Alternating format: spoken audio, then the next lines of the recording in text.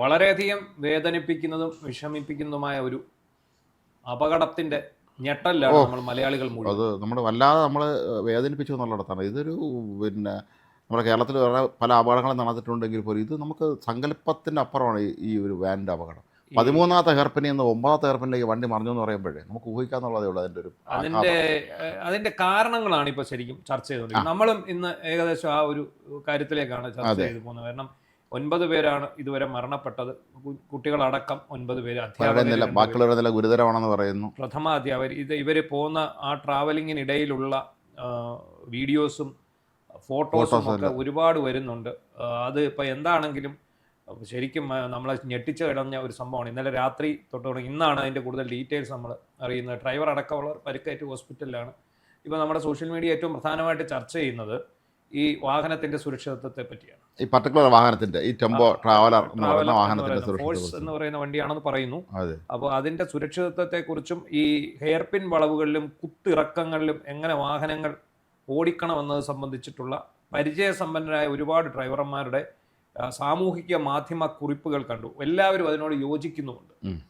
നമുക്കറിയാം ഈ കൊച്ചു കൊച്ചു യാത്രകൾക്ക്, അതായത് അംഗസംഖ്യ കുറഞ്ഞ ആൾക്കാർ പങ്കെടുക്കുന്ന യാത്രകൾക്ക് സാധാരണ ഈ ട്രാവലർ പോലെയുള്ള വാഹനങ്ങളാണ്, ചെറിയ വാഹനങ്ങളാണ് നമ്മൾ ഉപയോഗിക്കാറുള്ളത്. ഇപ്പോൾ 10 പേര് 16 പേര് സീറ്റുള്ള സംഭവമൊക്കെയാണ് ഉപയോഗിക്കുന്നത്. അത് AC കൂളിങ്ങും വളരെ കളർഫുള്ളാണ്. ഒരു വിനോദയാത്രയ്ക്ക് പറ്റിയ ഒരു അന്തരീക്ഷം ഉള്ള വാഹനങ്ങളാണ് ഇത്. പക്ഷെ ഇതൊക്കെ വളരെയധികം അപകടം ക്ഷണിച്ചു വരുത്തുന്ന വാഹനങ്ങളാണെന്നാണ് ഇപ്പോൾ നമ്മുടെ ഇടയിൽ ഉള്ള പരിചയസമ്പത്തുള്ള ഡ്രൈവർമാരായിട്ടുള്ള ആളുകൾ സോഷ്യൽ മീഡിയയിൽ അവരെല്ലാം കുറിച്ചിട്ടുണ്ട്. കാര്യം ഇതിൻ്റെ ബ്രേക്കിനെ കുറിച്ചൊക്കെ തന്നെ അവർ പല സംശയം പ്രകടിപ്പിക്കുന്നുണ്ട്.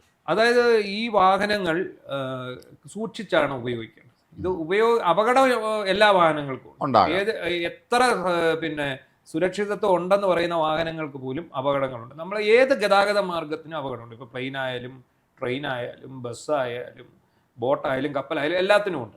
പക്ഷെ അത് നമ്മൾ യാന്ത്രികമായിട്ടുള്ള തകരാറുകൾ, യന്ത്ര തകരാറുകൾ ഉണ്ടാവുക എന്നുള്ളത് സ്വാഭാവികമാണ്.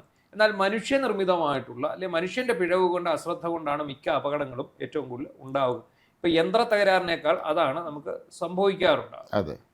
അപ്പൊ ഇവിടെ സംഭവിച്ചത് ഇത് വലിയ 40 ഹെയർപിൻ വളവുകളുണ്ട് ഇവിടെ. ഈ വാൽപ്പാറ റൂട്ടിൽ 40 ഹെയർപിൻ വളവുകളാണ്. നമുക്ക് അറിയാം ഹെയർപിൻ വളവ് നമുക്ക് വയനാട്ടിലുണ്ട്, ഇടുക്കിയിലുണ്ട്, പൊന്മുടിയിലുണ്ട്.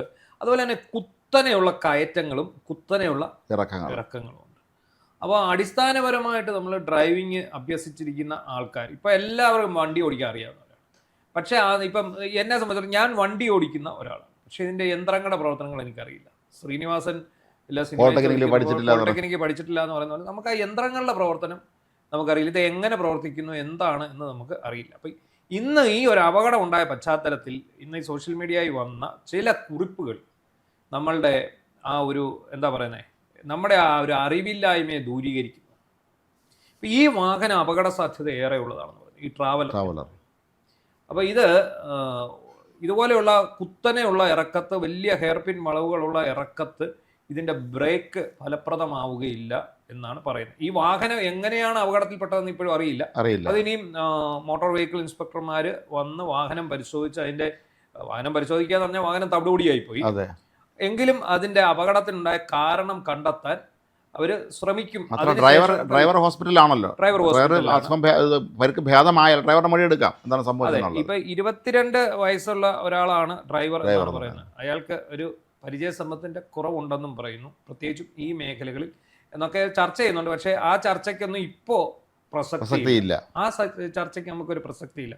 പക്ഷെ ഇത് സംബന്ധിച്ച് ഇനിയിപ്പോൾ ഈ ഡ്രൈവർമാർ പറയുന്ന അപകട കാരണം ഇത് തന്നെ അല്ലെങ്കിൽ പോലും അത്തരം ഒരു ചർച്ച എനിക്ക് തോന്നുന്നു നമ്മൾക്ക് പലർക്കും ഉപകാരപ്രദമായി മാറും എന്നാണ് തോന്നുന്നത്. അതായത് ഈ വാഹനത്തിൻ്റെ ബ്രേക്ക് അപ്ലൈ ചെയ്യുമ്പോൾ ഈ വാഹനത്തിൻ്റെ ബ്രേക്ക് കിട്ടാതെ പോകുന്നു എന്നുള്ളതാണ്. അതിൽ ഒരു ഡ്രൈവർ പറഞ്ഞിട്ടുള്ളത് ബ്രേക്ക് ചെയ്ത് താഴോട്ടിറങ്ങി പോകുന്നതാണ്. അതായത് ഈ ബ്രേക്ക് ചെയ്യുന്നതിൽ ബ്രേക്ക് മാത്രം അപ്ലൈ ചെയ്യുന്നതിലൂടെ ഇതിന്റെ ഈ എന്താ പറയുന്നത് ബ്രേക്ക് പാഡുകൾ അല്ലെങ്കിൽ അതിന്റെ പെഡൽ ഈ പാഡുകൾ അയവ് വന്നിട്ട്, ഡിസ്ക് ബ്രേക്ക് ആണെങ്കിൽ ഡിസ്കിന് അയവ് വന്നിട്ട് ബ്രേക്ക് ഇല്ലാതായി മാറും എന്നാണ് ഒരാൾ എഴുതിയിരിക്കുന്നത്. അപ്പോൾ അതിന് ഏറ്റവും ഫലപ്രദമായ മാർഗം നമ്മൾ ഏറ്റവും ചെറിയ ഗിയറുകളിൽ ഇറങ്ങുക എന്നുള്ളതാണ്. അതായത് ഏത് ഗിയറിലാണോ, അത് ഡ്രൈവിങ്ങിൻ്റെ ഒരു ബാലപാഠമാണ്. ഏത് ഗിയറിലാണോ നിങ്ങളൊരു വാഹനം കയറ്റം കയറാൻ ഉപയോഗിക്കുന്നത്, ഏത് ഗിയറാണോ ഉപയോഗിക്കുന്നത്, ആ കയറ്റത്തുനിന്ന് തിരികെ ആ ഇറക്കം ഇറങ്ങി വരുമ്പോൾ അതേ ഗിയറിൽ ഇറങ്ങണം. അങ്ങനെയുണ്ട്. അതായത് ഇപ്പം നമ്മളിപ്പോൾ ഫസ്റ്റ് ഗിയർ ഇട്ടാണ് ഒരു വലിയ കയറ്റം കയറുന്നതെന്ന് വിചാരിക്കും, ഇറക്കം ഇറങ്ങി വരുമ്പോഴും അതേ ഗിയറിൽ തന്നെ. കാരണം അപ്പോഴാണ് എൻജിൻ സപ്പോർട്ട് വരിക. ഇപ്പം നമ്മുടെ ഈ മൂന്നാർ ഗ്യാപ്പ് റോഡുണ്ട്. ഈ ഗ്യാപ്പ് റോഡിൽ കൂടെ പോകുമ്പം നമുക്ക് താഴെയായിട്ട് കുഞ്ചിത്തണ്ണി എന്ന് പറയുന്ന സ്ഥലത്തേക്ക് പോകാനൊരു റോഡുണ്ട്. 10 കിലോമീറ്ററോളം ഉണ്ടെന്നാണ് എൻ്റെ ഒരു, ഞാനത് ഓർക്കുന്നില്ല കൃത്യം എത്ര ദൂരമാണ്. ഇതുപോലെ കുത്തനേ ഉള്ള ഒരു ഇറക്കമാണ്. ആ ഇറക്കത്തു കൂടി ഞങ്ങൾ ഒരിക്കൽ വാഹനമായിട്ട് വന്ന് കുറച്ച് കഴിഞ്ഞപ്പോഴത്തേക്ക് നമ്മൾ ഈ ബ്രേക്ക് മാത്രം ചവിട്ടിയാണ് പോരുന്നത്. തേർഡ് ഗിയർ ഇട്ട് ബ്രേക്ക് മാത്രം ചവിട്ടി പോരും. അപ്പോൾ കുറച്ച് കഴിഞ്ഞപ്പോൾ ഭയങ്കര പുക ടയറിൻ്റെ സൈഡിൽ നിന്ന് ഉയരാൻ തുടങ്ങി. കാരണം ഇത് ഡ്രമ്മെല്ലാം കൂടെ പഴുത്ത്, ഇതിൻ്റെ ഡിസ്ക് എല്ലാം കൂടെ പഴുത്ത് പുകഞ്ഞ് നാശമായി. നമ്മളൊരു സൈഡിൽ കൊണ്ട് നിർത്തിയിട്ട് കൈ കൊണ്ടുവന്ന് ആ വീലിൻ്റെ അടുത്ത് ഏകദേശം അടുത്തോട്ട് വെച്ചപ്പോൾ കൈ പൊള്ളി. അതുകൊണ്ട് അതുപോലെ ചൂട് വന്നു. അപ്പം നമ്മൾ കുറേ നേരം അവിടെ ഇത് നിർത്തിയിട്ടതിന് ശേഷമാണ് അപ്പം ഇങ്ങോട്ട് പോരുന്ന വഴികളിലെല്ലാം എഴുതി വെച്ചിട്ടുണ്ട്, ബോർഡ് എഴുതി വെച്ചിട്ടുണ്ട്, നിങ്ങൾ ഫസ്റ്റ് ഗിയറിലോ സെക്കൻഡ് ഗിയറിലോ വണ്ടി ഇറക്കുക എന്ന് എഴുതി വെച്ചിട്ടുണ്ട്. നമ്മൾ തേർഡിലാണ് പോയത്. അപ്പോൾ നമുക്കിത് കാണുമ്പോഴാണ് നമുക്ക് മനസ്സിലാവുന്നത്. പിന്നെ നമ്മൾ ഫസ്റ്റ് ഗിയർ ഇട്ട് വണ്ടി ഇറങ്ങി വളരെ സ്മൂത്തായിട്ട് വണ്ടി ഇറങ്ങിപ്പോകുന്നു. ഇപ്പോൾ ഈ അപകടം നടന്നു എന്ന് പറയുമ്പോൾ എനിക്ക് ആ ഒരു സംഭവം, ഞങ്ങൾ പഠിക്കുന്ന സമയത്ത് തന്നെ ഞങ്ങൾ കാര്യവട്ടത്ത് ജനറൽ ഡിപ്പാർട്ട്മെൻറ്റിൽ നിന്ന് മൂന്നാറിൽ പോയിരുന്നു എല്ലാവരും. അതെ ഫ്രണ്ട്സ്. അപ്പോൾ അവിടെ ഈ ഒരു കുറച്ച് ഉൾപ്രദേശത്ത് അങ്ങ് പോയി. അവിടെ ചെന്നപ്പോൾ ആണ് മനസ്സിലായത് ഈ വണ്ടിയുടെ ക്ലച്ചിന് പ്രശ്നമുണ്ടെന്നുള്ളത്. ഈ മിനി ബസ്സാണത്, ഐഷറിൻ്റെ മറ്റേ ബസ്സാണത്. പക്ഷേ ആ ഡ്രൈവർ വളരെ സീനിയറാണ്. അദ്ദേഹം വളരെ നല്ല പ്രായമുള്ള, എനിക്ക് 60 വയസ്സുള്ള മനുഷ്യനാണ്. അദ്ദേഹം വളരെ എക്സ്പീരിയൻസ്ഡ് ആണ്. അദ്ദേഹം ഞങ്ങളത് പറഞ്ഞു, ഈ ക്ലച്ചിന് ഒരു പ്രശ്നമുണ്ട്, പക്ഷേ ഇനി നന്നാക്കണമെങ്കിൽ മൂന്നാർ ടൗണിലെത്തിയാലേ ഇതിന് വേറെ പോകാൻ കഴിയുള്ളൂ.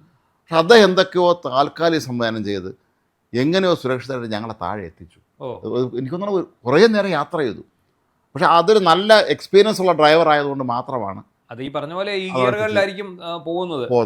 അപ്പം നമ്മൾ ഈ ഹെയർപിൻ വളവുകൾ, ഇപ്പം ഈ 40 ഹെയർപിൻ വളവുകളിൽ നിന്ന് ഒറ്റയടിക്ക് വണ്ടി കയറി പോകത്തില്ല. ഇല്ല.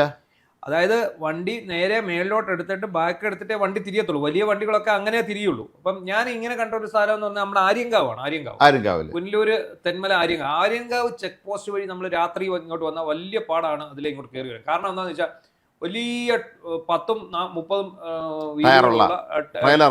ട്രെയിലറുകളാണ് കയറുന്നത്. ഇതിങ്ങനെ വന്നു കഴിഞ്ഞാൽ ഇതിങ്ങനെ കിടക്കത്തേ ഉള്ളൂ. ഇത് കയറണമെങ്കിൽ ഒരു വളവ് തിരിയണമെങ്കിൽ അത് വീണ്ടും പുറകോട്ടെടുത്ത് അപ്പം മേളിൽ നിന്ന് ഇങ്ങോട്ടും വരുവാ ഇതേ സെയിം സാധനം. നമ്മൾ ചെറിയ വാഹനം കൊണ്ട് ഇതിന് ഇടയ്ക്കൂടെ വളരെ പ്രയാസപ്പെട്ടാണ് നമ്മൾ ഊരി എടുത്തുകൊണ്ട് പോരുന്നത്. അപ്പം ശരിക്കും ഇപ്പം ഈ ഒരു സംഭവം, ഈ അപകടം വീണ്ടും ഒരു ഡ്രൈവിംഗ് ബാലപാഠത്തെക്കുറിച്ചുള്ള ഒരു ബോധവൽക്കരണം കൂടി നമുക്ക് നൽകും. ഇങ്ങനെയുള്ള സ്ഥലങ്ങളിൽ പ്രത്യേകിച്ച് വേനലാണ്. അതെ, ഒന്നാമതേ ചൂടാണ്, അതിൻ്റെ കൂടെ ഈ വാഹനത്തിൻ്റെ എഞ്ചിനിൽ നിന്നുള്ള ചൂടും പുറത്തു നിന്നുള്ള ചൂടും എല്ലാം കൂടെ ആകുമ്പോൾ അതും ഒരു വിഷയമായിട്ട്. അല്ല, മാത്രമല്ല ഇവിടെ എന്തെങ്കിലും അപകടം സംഭവിച്ചാൽ നാട്ടുകാർ അറിയേയില്ല.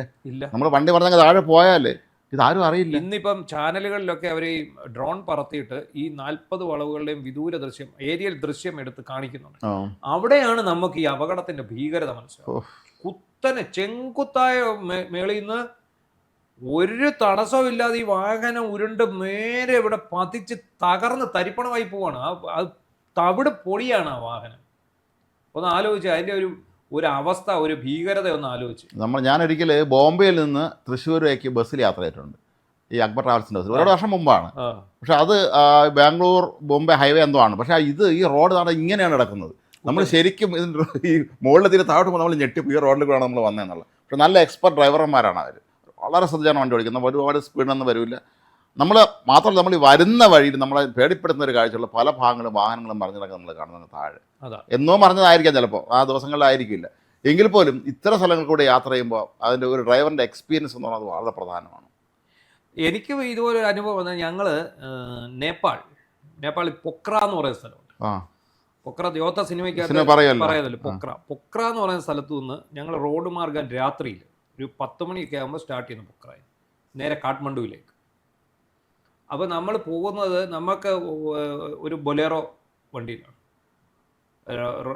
ഈ റോഡ് ഇങ്ങനെ വിട്ടു പോകണം. നമ്മളിങ്ങനെ വിട്ടു പോകുമ്പോൾ എന്താ, രണ്ട് സൈഡും അഗാധമായ കൊക്കയാണ്.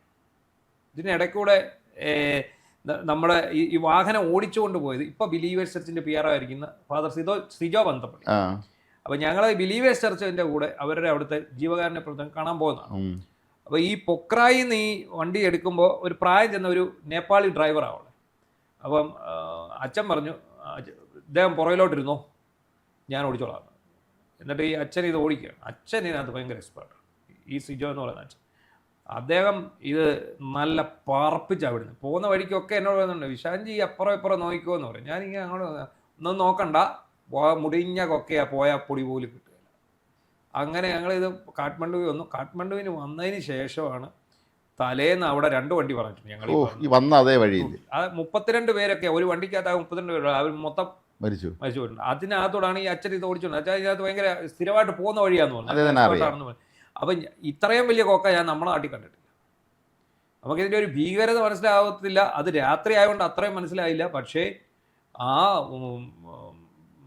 പിറ്റേന്നത്തെ പത്രങ്ങൾ കാണുമ്പോഴാണ് നമ്മൾ ആലോചിക്കുന്നത് ഈ വഴിയിലൊക്കെ വണ്ടിയൊക്കെ മറിഞ്ഞത്. അല്ല, അതാണ് ഞാൻ ഈ ബോംബെ റോഡിൻ്റെ കാര്യം, ബോംബെ ഈ ബാംഗ്ലൂർ ഹൈവേയുടെ കാര്യം ഇതാണ് പറഞ്ഞത്. നമ്മൾ ഞെട്ടിപ്പോ, നമ്മൾ മുകളിൽ കയറി നോക്കുമ്പോഴേ, ഈ റോഡ് കാണും താഴോട്ട് നോക്കുമ്പോഴേ നമ്മൾ ഇതിലാണ് നമ്മൾ കയറി വന്നതെന്നുള്ളത്.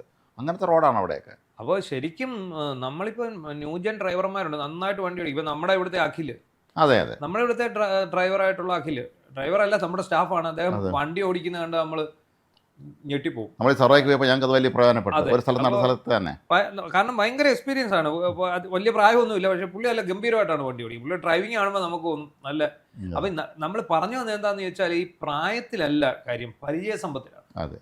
അപ്പോൾ ഇത്തരം വാഹനങ്ങൾ അപകട സാധ്യത ഉള്ളതാണെങ്കിൽ ഈ വാഹനം ഉൽപ്പാദിപ്പിക്കുന്ന കമ്പനികൾ തന്നെ ഇതിനൊരു മുന്നറിയിപ്പും കൊടുക്കണം, ഈ ഡ്രൈവർമാർക്ക് ഒരു പരിശീലനവും കൊടുക്കണം. എങ്ങനെ, കാരണം ഇത് ഏറ്റവും വിറ്റഴിക്കപ്പെടുന്ന ഒരു ഇനം വാഹനമാണ്. അവർ തീർച്ചയായിട്ടും അവർക്കത് പരിശീലനം കൊടുക്കുന്നതിലൊന്നും ഒരു പ്രശ്നവുമില്ല. കാരണം ഇത് അത്രയധികം ആൾ ഉപയോഗിക്കുന്ന ഒരു വാഹനമാണ്. അതാണ്. അപ്പോൾ നമ്മളെ സംബന്ധിച്ചിടത്തോളം ഈ പറയുന്ന അപകടം നമ്മുടെ ഒരു കണ്ണ് തുറപ്പിക്കുന്നതാവട്ടെ എന്ന് നമുക്ക് പ്രാർത്ഥിക്കാം.